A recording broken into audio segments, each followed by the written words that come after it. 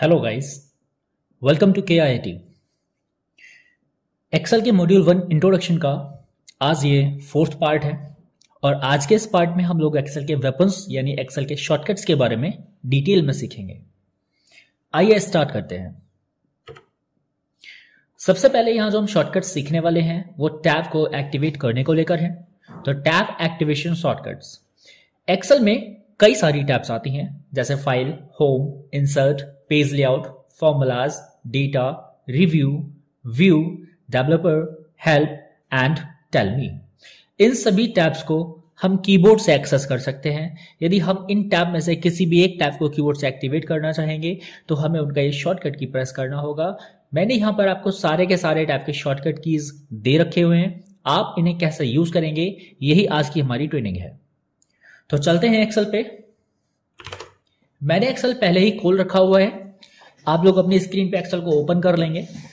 अब आप यहां गौर कीजिए, कोई भी ऑप्शन जो मुझे यूज करना होगा उसे मैं कीबोर्ड से कैसे एक्सेस करता हूं। फॉर एग्जाम्पल, मुझे मेरी स्क्रीन पर यहां फॉन्ट साइज नजर आ रहा है जो कि इस समय 11 है और मैं इसे कीबोर्ड से चेंज करना चाहता हूं। आप यहां लिस्ट में देख रहे हैं 11 के बाद जो साइज है 12, 14, 16, 18, 20 है। मैं 20 साइज चाहता हूं, बट मैं ये काम माउस से ना करके कीबोर्ड से करना चाहूंगा। तो मुझे ये जो ऑप्शन है 11 फॉन्ट साइज, ये फॉन्ट नाम के ग्रुप में है और ये जो ग्रुप है वो होम नाम की टैब के अंदर है। तो मुझे कीबोर्ड से होम टैब को एक्टिवेट करना होगा, जिसके लिए प्रेस करना होगा अल्ट बटन के साथ H बटन। तो मैं प्रेस कर रहा हूं अल्ट प्लस H। जैसे ही मैंने अल्ट प्लस H को प्रेस किया है, आप स्क्रीन पे देख रहे हैं कि प्रत्येक ऑप्शन का एक शॉर्टकट जो है वो हाईलाइट हो चुका है। तो आपको यहां पर जो साइज है वहां लिखा दिख रहा है FS। तो आप यहां क्या करेंगे, पहले अपने कीबोर्ड से डायरेक्ट F बटन को प्रेस करके छोड़ देंगे। उसके बाद आप देख रहे हैं स्क्रीन पे सिर्फ वो बटन हाईलाइट हो रहे हैं जिनकी स्टार्टिंग F से था।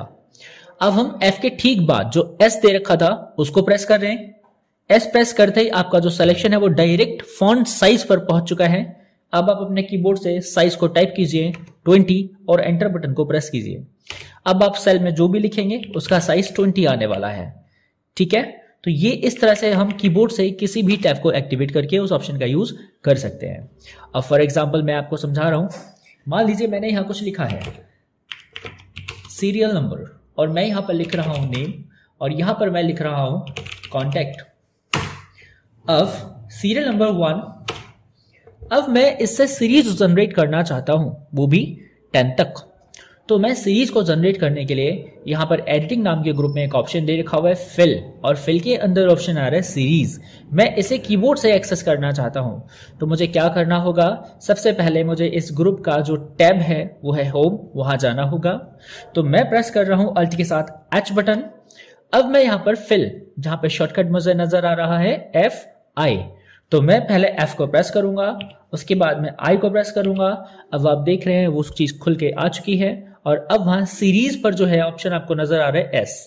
तो मैं जैसे ही S प्रेस करूंगा मेरी स्क्रीन पे सीरीज का जो ऑप्शन है वो खुलकर आ जाएगा। और अब आप जो सीरीज है वो फिल करना चाहते हो कॉलम में, तो आपको कॉलम सेलेक्ट करना है और स्टॉप वैल्यू आप चाहते हो 10 और स्टेप्स मैं चाहता हूं ओनली 1, यानी मैं चाहता हूं सिर्फ इसका जो इंक्रीमेंट है वो 1 ही होना चाहिए। 1 के बाद +1, फिर +1, फिर +1।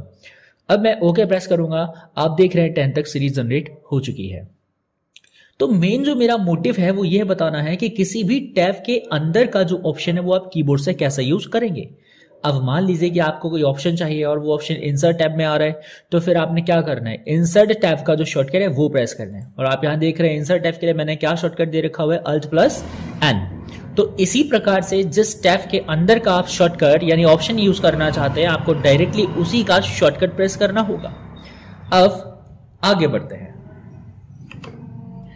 कर्सर मूवमेंट्स, कर्सर मूवमेंट्स कैसे वर्क करता है, कैसे हम अपने शीट के अंदर कर्सर को left, right, top, bottom move करेंगे, कैसे फास्ट मूवमेंट को हम यहां प्राप्त कर पाएंगे। आइए देखते हैं सबसे पहले एरो कीज का क्या वर्क है। तो यदि लेफ्ट एरो आप प्रेस करेंगे तो move to the 1 cell left, तो आपका जो कर्सर है जो आपका एक्टिव सेल है वो लेफ्ट को मूव हो जाएगा। सेम वे में अगर आप राइट एरो प्रेस करते हैं तो एक सेल राइट शिफ्ट हो जाएगा, और अगर आप अप एरो प्रेस करते हैं तो एक सेल ऊपर की तरफ जो है वो आ जाएगा, और डाउन एरो प्रेस करेंगे तो एक सेल नीचे आएगा। दोस्तों इन एरो कीज को आपको कब यूज करना है? जब आपके पास डेटा ऑलरेडी बना हुआ हो। फॉर एग्जाम्पल मान लीजिए कि आपने यहाँ पे कर्सर को रखा और आप ऊपर जाना चाहते हैं, ऊपर वाली सेल्स पे आपको सिलेक्शन चाहिए, तो आप कीबोर्ड का अप एरो प्रेस कर सकते हैं, और आपको नीचे वाली सेल्स पे आना है तो डाउन एरो प्रेस कर सकते हैं, राइट वाली सेल्स पे जाना है तो राइट एरो प्रेस कर सकते हैं, और लेफ्ट वाली सेल पर आने के लिए लेफ्ट। बट हम हमारे मूवमेंट को फास्ट कर सकते हैं और भी ज्यादा तेज कर सकते हैं। मैं यहाँ एक ब्लैंक शीट को ले रहा हूं जिसका शॉर्टकट मैंने आपको आज बताना है, और मैं पहले भी इंटरफेस के दौरान आपको बता चुका था कि आप डायरेक्टली न्यू शीट को ला सकते हैं जिसका शॉर्टकट F11 होता है, वो भी शिफ्ट बटन के साथ। तो मैं यहाँ शिफ्ट के साथ F11 बटन को प्रेस कर रहा हूँ। आप देख रहे हैं न्यू शीट मेरे सामने आ चुकी है, और अब मैं यहाँ पर कंट्रोल बटन के साथ आपको एरो की का यूज करके दिखा रहा हूँ। तो पहले आप उसे समझ लीजिए कि इसका क्या यूज है।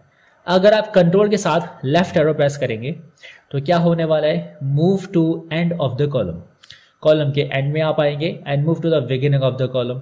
तो ये दोनों चीजें जो आपको हैं कॉलम के शुरू में और लास्ट में लाने के लिए यूज की जा रही हैं, बट दोस्तों ये अलग अलग तरीके से वर्क करेंगी, आपको समझना है। अभी मेरा जो कर्सर है, मेरा जो एक्टिव सेल है वो क्या है? ए कॉलम और 1 रो। अगर मैं यहाँ पर कंट्रोल बटन के साथ राइट एरो प्रेस करूंगा तो जो कॉलम वाली सीरीज है वो बिल्कुल लास्ट में चला जाएगा। आप देखिए यहाँ पे कंट्रोल प्लस राइट एरो में प्रेस कर रहा हूं और मेरे सामने सबसे लास्ट जो कॉलम है XFD वो आ चुका है। सेम ऐसे अगर मैं कंट्रोल के साथ लेफ्ट एरो प्रेस करूंगा तो मेरा जो फर्स्ट कॉलम है A वो आ चुका है। अगर मैं डाउन एरो और अप एरो यूज करूंगा तो मेरे को जो रो नंबर 1 नजर आ रही है वो बिल्कुल लास्ट वाली रो नजर मुझे आएगी। कंट्रोल प्लस डाउन एरो में प्रेस कर रहा हूं, अब आप देख रहे हैं आपको लास्ट वाली जो रो है वो नजर आ रही है, इससे नीचे और कोई भी रो नहीं है। ये मैक्सिमम नंबर ऑफ रोज हैं एक्सेल के अंदर 10,48,576। अगर आप कंट्रोल प्लस आप एरो प्रेस करेंगे तो आप पहली रो में आ जाएंगे। बट क्या हो अगर यहाँ पे डेटा पहले से ही बना हुआ हो? मान लीजिए मैं यहाँ पर टाइप कर रहा हूं KIIT, और ये जो KIIT है ये कई सारी सेल्स में यहाँ पर फिल है इस तरह से, और अब आप इस वाले सेल के अंदर हैं, और अब आप प्रेस करते हैं कंट्रोल प्लस राइट एरो, तो क्या ये बिल्कुल लास्ट वाले कॉलम में जाएगा? नहीं, यह सबसे पहले इस डेटा की लास्ट रेंज सेलेक्ट करेगा, यानी लास्ट वाला जो कॉलम है जहां तक डेटा फिल किया गया है आपको पहले वहां लेकर जाएगा। मैं control plus right arrow press करो, अब नोटिस कीजिएगा मेरा कर्सर ए कॉलम से F कॉलम में पहुंचा, क्योंकि जो मेरा डेटा कंटिन्यूअसली फिल था वो A से F तक ही था। अब क्या F कॉलम के बाद कोई डेटा फिल है कहीं पर? नहीं, तो ये डायरेक्टली अब आपको एंड में लेकर जाएगा।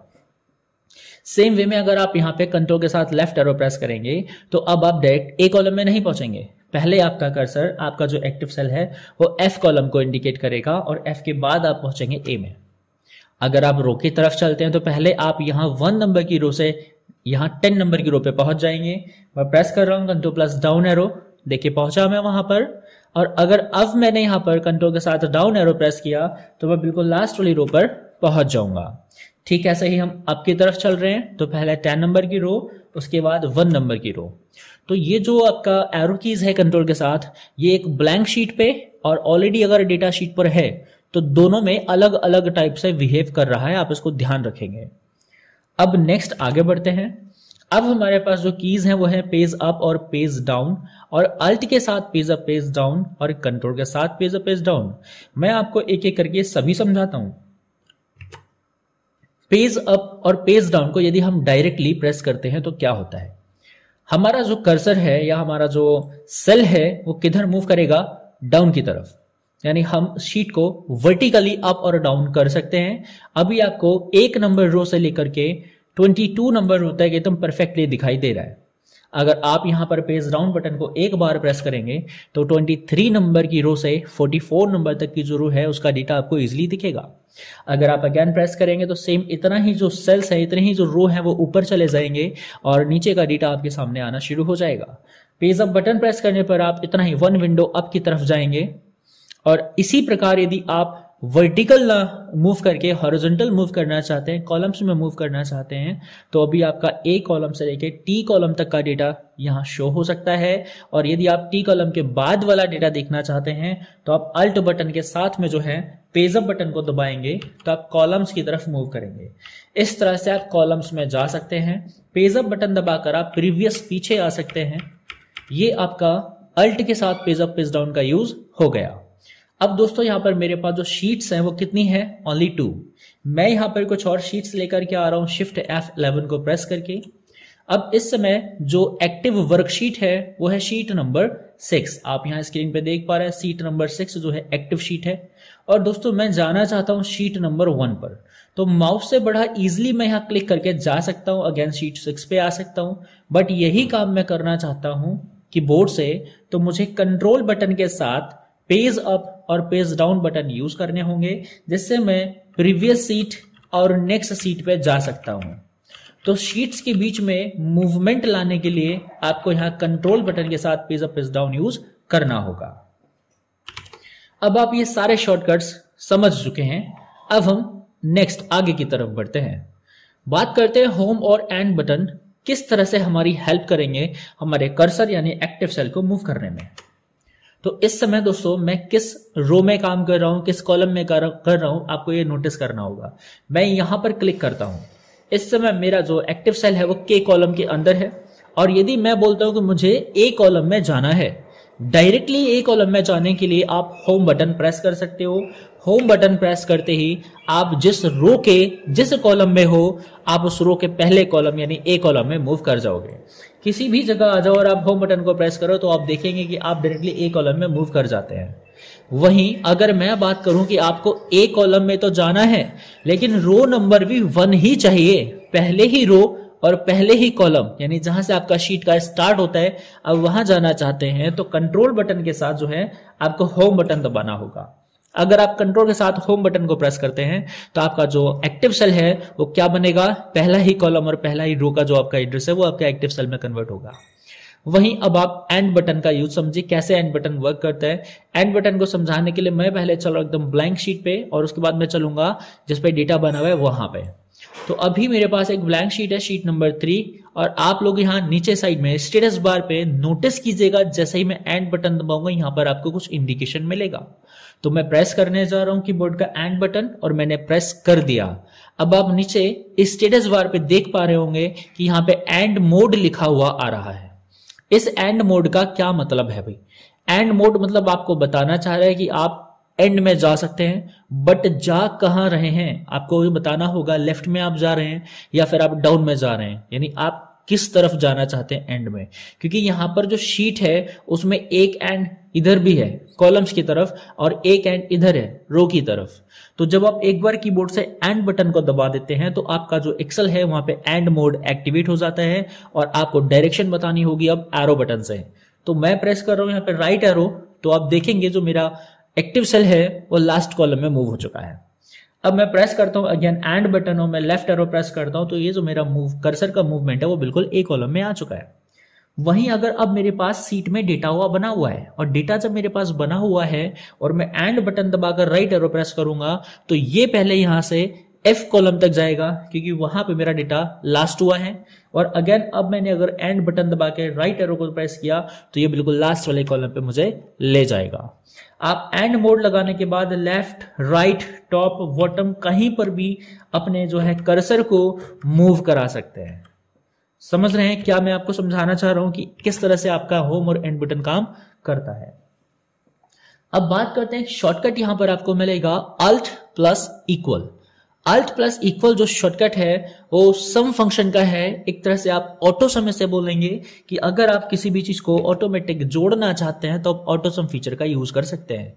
अब जिस तरह से मैंने यहां पर के IIT को लिखा हुआ है, मैं यहां लिखता हूं 10 और मैं यहां पर कंट्रोल के साथ एंटर बटन प्रेस करूंगा तो जितना मेरा ये सेल्स सिलेक्टेड हैं उन सभी के अंदर ये जो 10 वैल्यू है वो पेस्ट हो जाएगा, वो फिल हो जाएगा। तो मैं कंट्रोल एंटर को प्रेस किया। अब मैं चाहता क्या हूं कि मुझे ये सारी जो वैल्यूज हैं उनका टोटल यहां मिल जाए। तो दोस्तों मैं मैनुअली भी फंक्शन फिट कर सकता हूं, बट मुझे एक शॉर्टकट जो सबसे ज्यादा यूजफुल यहां लग रही है और सबसे फास्ट जो लग रही है वो है अल्ट प्लस इक्वल। तो मैं कीबोर्ड से अल्ट बटन के साथ इक्वल बटन को प्रेस कर रहा हूं। जैसे प्रेस करूंगा आप देखेंगे वहां पे सम फंक्शन ऑटोमेटिक लग जाएगा और इस फंक्शन से जो ऊपर सेल्स हैं उनमें जो वैल्यूज है इसने उसको ऑटोमेटिक सेलेक्ट किया है।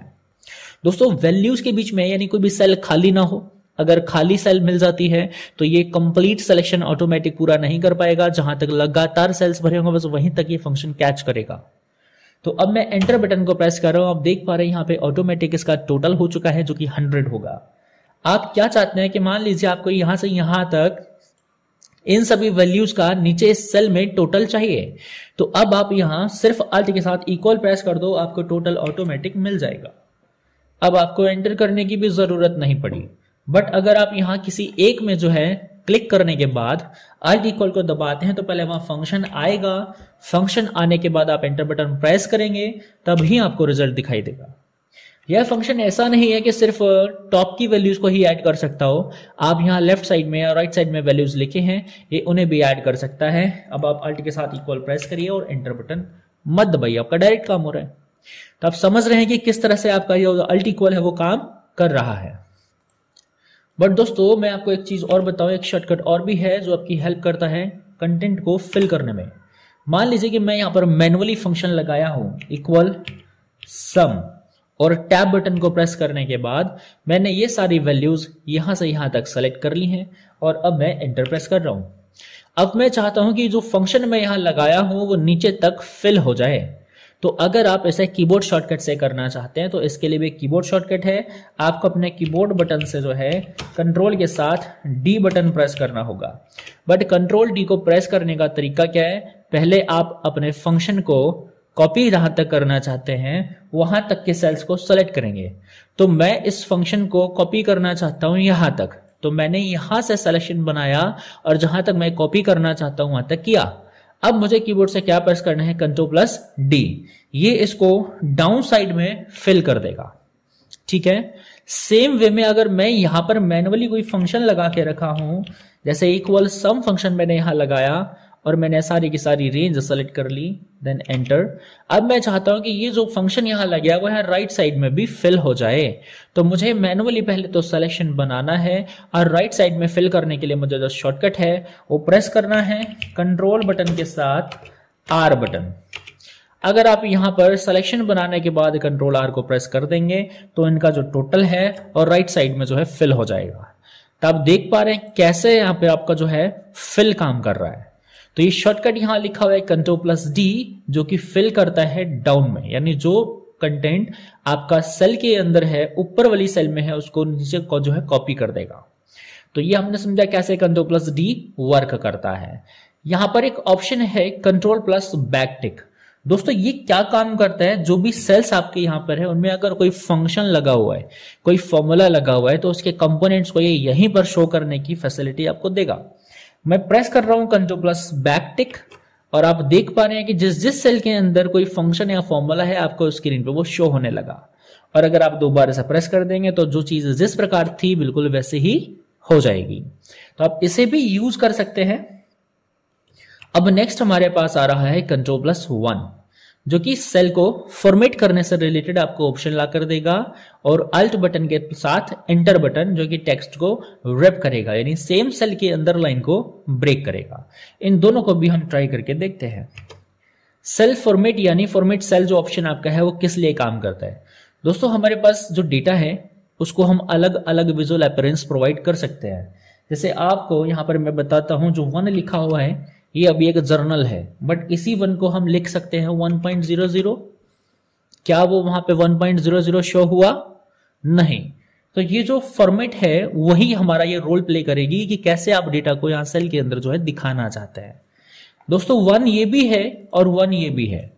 1 में कोई चेंजेस नहीं आने की, लेकिन 1 यहां दिखेगा कैसा उस चीज को हम चेंज कर सकते हैं।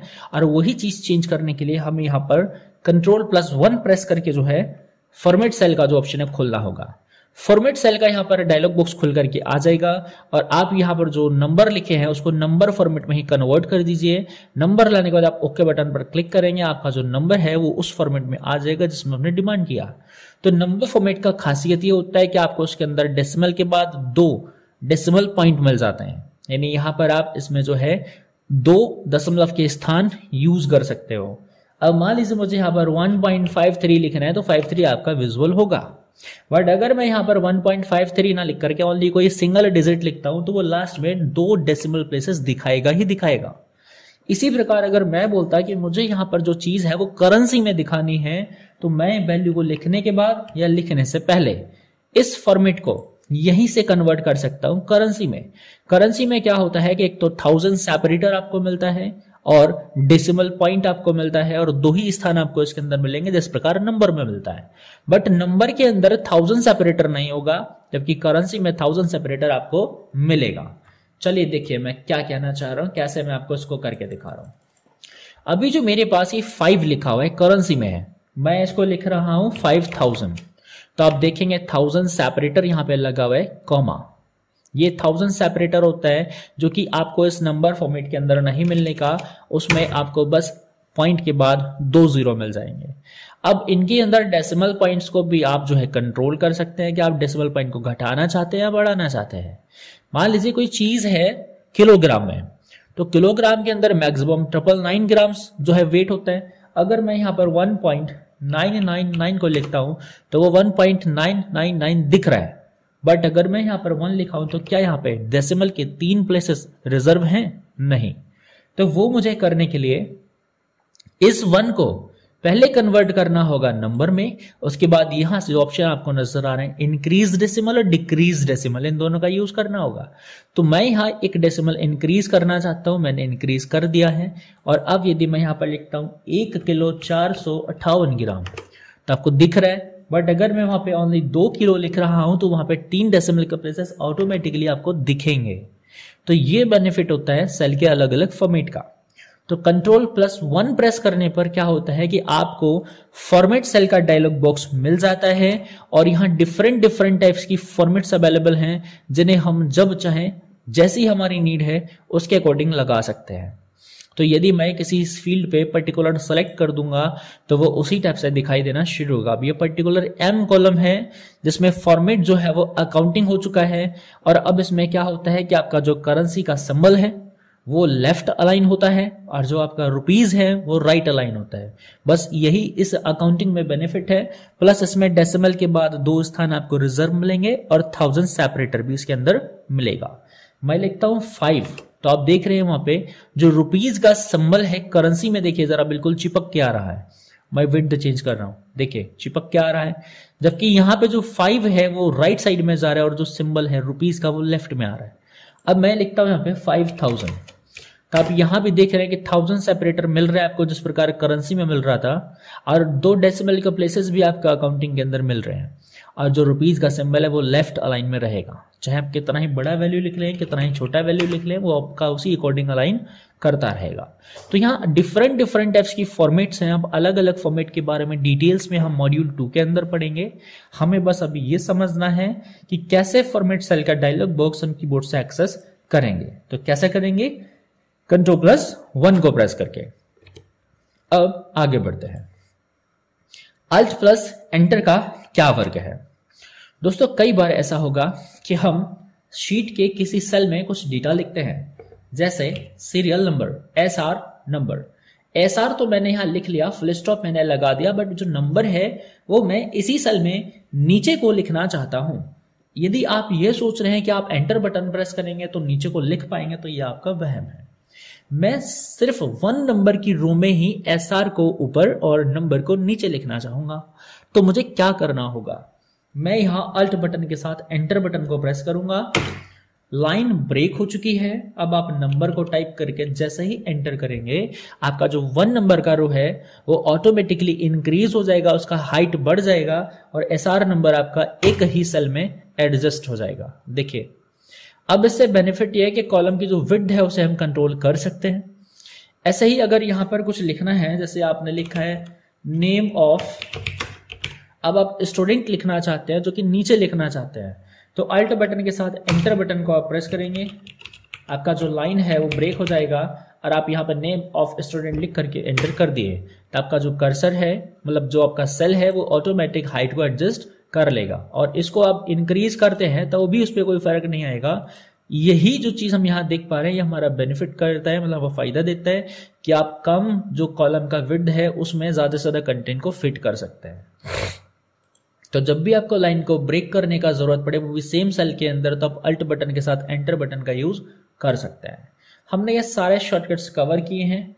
अब एक्सेल में दोस्तों शॉर्टकट्स का कोई लिमिट नहीं है, बहुत सारे शॉर्टकट है, बट जो हमें स्टार्टिंग में मेनली चाहिए नॉर्मल जो शॉर्टकट्स हैं, बहुत ज्यादा जो यूज होने वाले शॉर्टकट्स हैं वो मैंने आपको दे दिए हैं। आप अपनी जो प्रैक्टिकल्स की तैयारी है वो शुरू कर दीजिए। आपको आगे के वीडियोस में रेगुलरली प्रैक्टिकल्स मिलने वाले हैं और अलग अलग टाइप के प्रैक्टिकल्स हम कवर करेंगे। जैसे सबसे पहले मैं आपको नेक्स्ट वीडियो में बताने वाला हूं कि आप वर्कशीट को कैसे मैनिपुलेट करेंगे। उससे अगला जो वीडियो आएगा उसमें आपको बताने वाला हूँ रो कॉलम सेल का कैसे मैनिपुलेशन किया जाएगा। तो ये अलग अलग पर्टिकुलर वीडियोज में मैं आपको सारे टॉपिक्स लेकर के आऊंगा। उसके बाद मैं आपसे एक प्रोजेक्ट बनवाऊंगा। तो इस वीडियो में हम सिर्फ यही वेपन्स तक क्लियर करते हैं। इन सभी को आप याद कर लीजिए और ज़्यादा से ज़्यादा प्रैक्टिस आप इसका कीजिए ताकि आपको बिल्कुल दिक्कत फ्यूचर में ना हो। इसी टॉपिक के साथ हम आज की वीडियो यहीं समाप्त करते हैं। दोस्तों वीडियोस अगर आपको पसंद आती है, आपको वीडियो से कुछ सीखने को मिलता है, तो आप इसे ज़्यादा से ज़्यादा शेयर करें अपने दोस्तों में, व्हाट्सएप ग्रुप में, फेसबुक ग्रुप में आप इसे शेयर करें ताकि उन लोगों का भी कुछ भला हो सके। दोस्तों दुनिया में सबसे ज़्यादा यूज होने वाले सॉफ्टवेयर में एक्सेल का नाम आता है और आज के दौर में हर किसी को जॉब की रिक्वायरमेंट रहती है। तो जॉब अगर आप देखना चाह रहे हैं तो आप एक्सेल को अपने आप कंप्लीट कीजिए और एक्सेल कंप्लीट करने के बाद आप प्राइवेट सेक्टर में मार्केट में जाके देखिए, आपको बहुत सारा एक्सेल से रिलेटेड जॉब मिलेगा। तो एक्सेल काफ़ी ज़्यादा डिमांडेड सॉफ्टवेयर है, इसकी ट्रेनिंग बहुत मायने रखती है आप लोगों के लिए। तो आप ज़्यादा से ज़्यादा फोकस एक्सेल पे कीजिए और अपने सारे प्रैक्टिकल्स को क्लियर कीजिए। अगर आपको कभी कोई डाउट होता है तो आप मुझसे पूछ सकते हैं, आप मुझे कमेंट कर सकते हैं या फिर आप डायरेक्टली मेरे व्हाट्सएप नंबर पर मुझसे बात कर सकते हैं। मैं आपके सॉल्यूशंस ज़रूर प्रोवाइड कराऊंगा। ठीक है दोस्तों, मिलते हैं नेक्स्ट वीडियो में।